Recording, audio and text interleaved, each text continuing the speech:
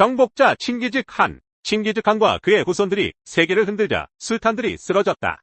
칼리파들이 넘어졌고 가이사르들은 왕좌에서 떨었다.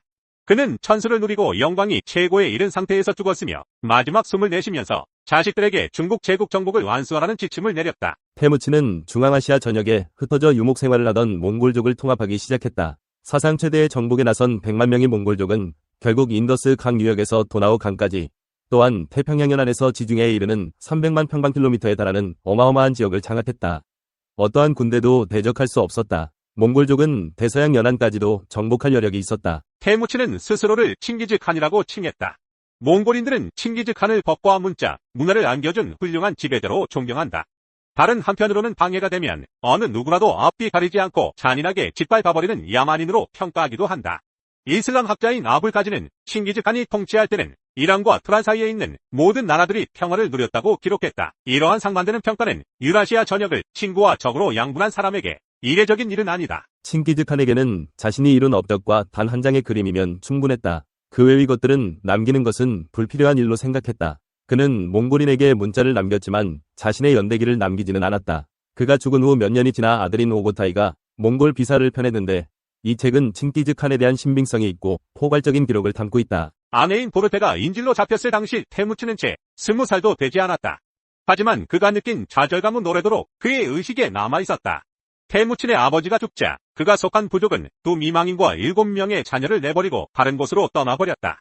태무친 가족은 먹을 양식이 없어 아사 직전까지 내몰렸다. 버림받은 이들은 들쥐를 비롯한 초원의 야생동물을 잡아 연명해 나가며 서로 먹을 것을 놓고 싸우는 지경에 이르렀다. 태무친이 14세 때 자신이 잡은 야생동물을 이복형인 백테르가 훔치자 동생 카사르의 도움을 받아 이복형을 살해했다. 이렇듯 형을 죽여 집안의 기둥으로 올라섰지만 태무친의 권력욕은 잠들지 않았다. 평화는커녕 계속해서 재난이 이어졌다. 메르키트의 습격 사태를 경험하면서 태무친은 초원에서의 삶은 숙명적으로 분쟁을 피할 수 없다는 것을 분명히 인식하게 되었다.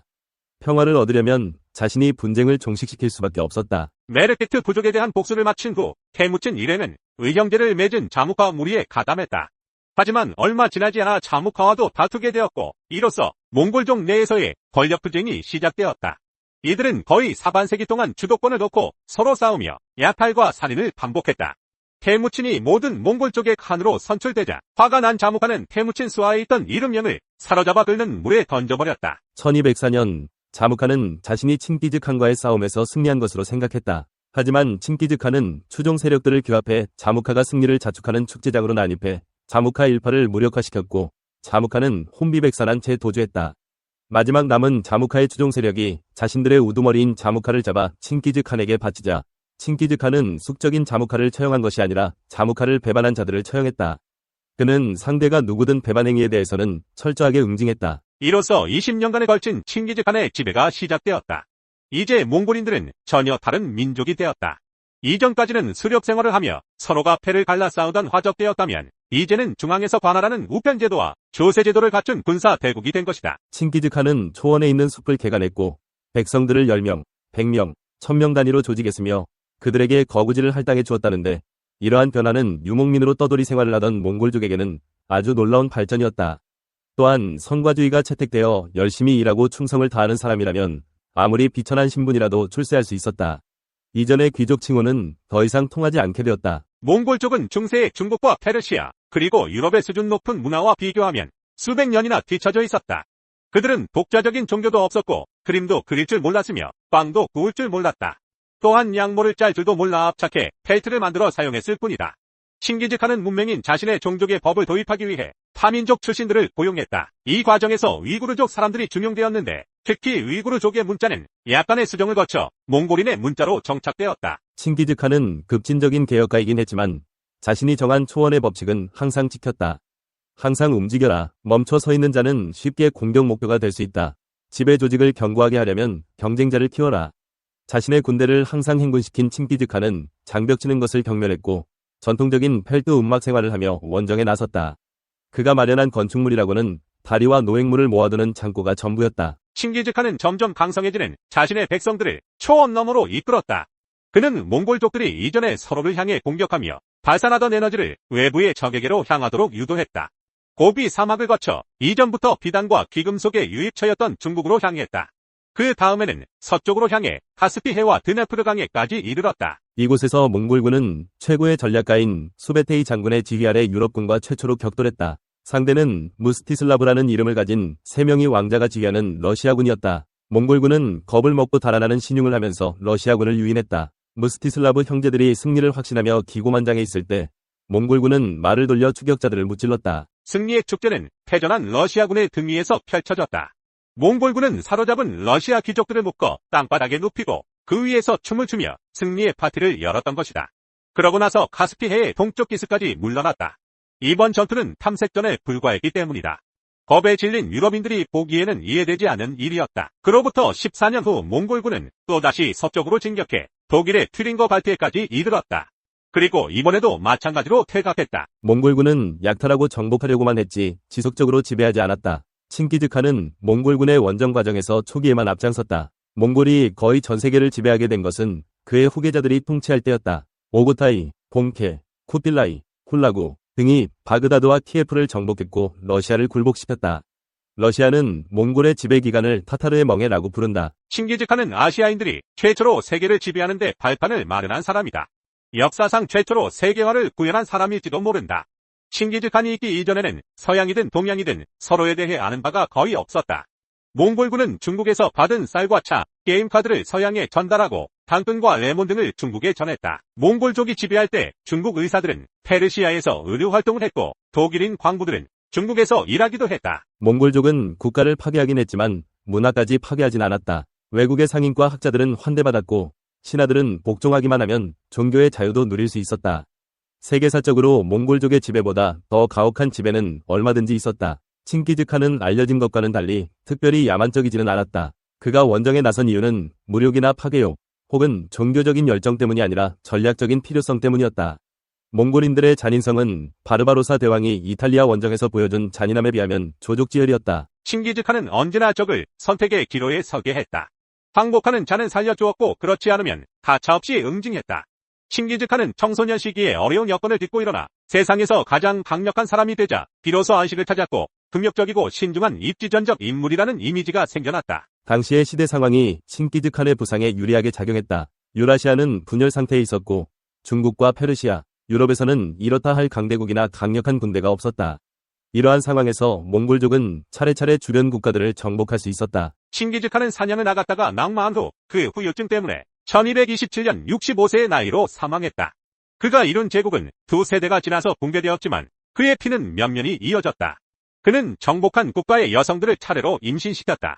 그래서 엄청난 숫자의 후손을 남겼는데 오늘날 아시아 초원의 거의 모든 주민이 그를 조상으로 내세울 수 있을 정도다. 유전학자인 옥스퍼드 대학 브라이언 사이크스 교수가 역사상 가장 왕성한 번식가의 Y 염색체를 찾아 서유럽 지역까지 추적했는데 연구 결과 그곳 주민들 중 적지 않은 사람들이 칭기즈칸의 유전자를 지닌 것으로 밝혀졌다.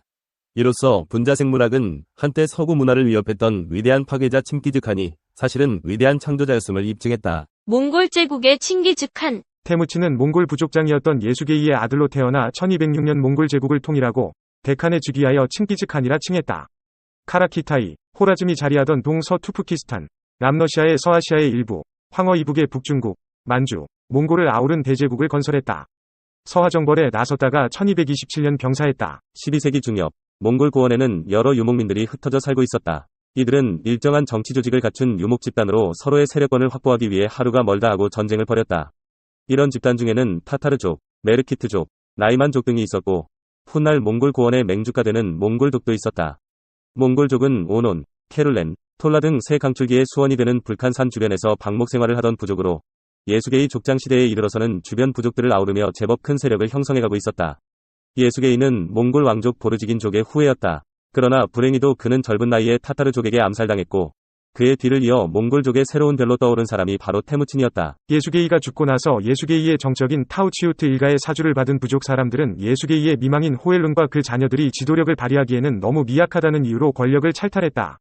게다가 몽골족의 영토를 넘보는 이웃 부족들의 침입도 끝이 없었다. 밖으로는 외부의 침입을 막아내고 안으로는 어머니와 동생들을 보호해야 하는 고단한 생활이 이어졌다.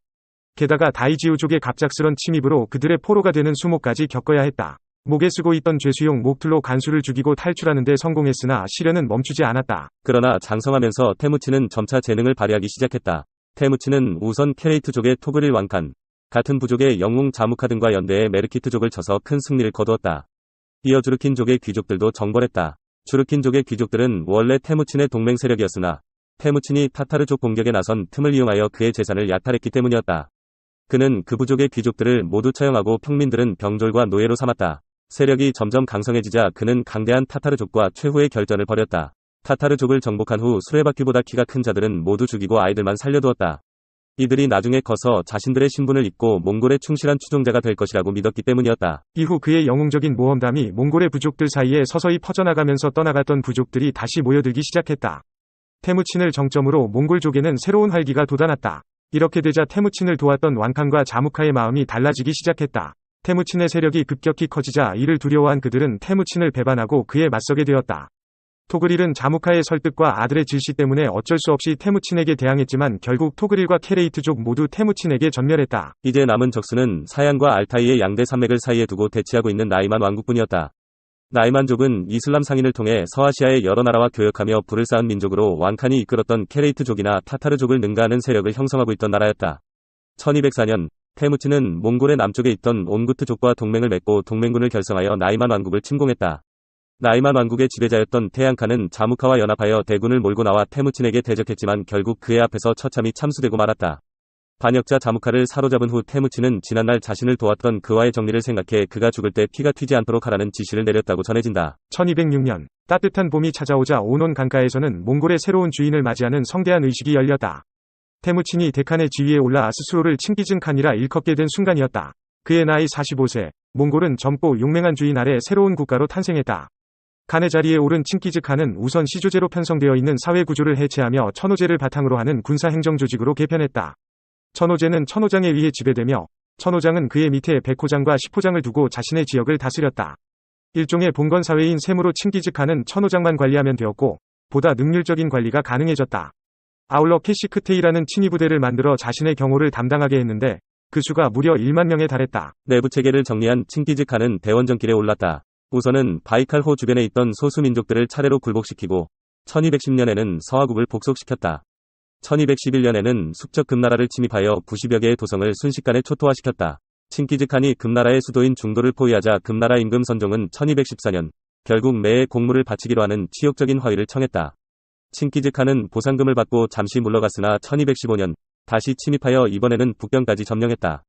그 후 중국 북부 지역을 완전히 장악하는 임무가 부장인 무칼리에게 맡겨졌다. 또한 나이만 왕국이 멸망할 때 도망친 태양칸의 아들 쿠출루크를 추격하여 그가 자리잡고 번영을 누리고 있던 카라키타이 왕국을 멸망시켰다. 칭기즈 칸은 서방 세계와의 원거리 무역에 관심이 많았다. 그는 몽골 고원을 가로질러 동과 서를 이어주는 역할을 담당했던 이슬람 상인들을 특별히 우대했고 이들을 통해 물자가 풍부한 서방과의 교역을 꿈꾸었다.